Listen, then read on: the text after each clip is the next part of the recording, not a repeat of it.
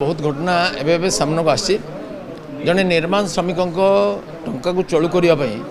गोटे एजेन्सी खोलिकी जनसेवा केन्द्र खोलिकी से भी टंका 2 लाख उठे नहीं 3 लाख मिलता 2 लाख उठे नहीं आज मुझे गणमाध्यम देखिली कागज तेणु मुझे सब नोट कर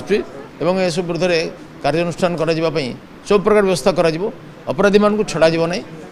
विरुद्ध में कठोर दृष्टान्तमूलक शास्ति विधान कर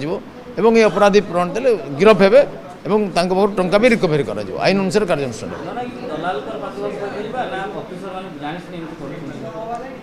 एकदम घटना न जाणी निर्दिष्ट भाव में दोष दे पारिनी किंतु मोर जीवन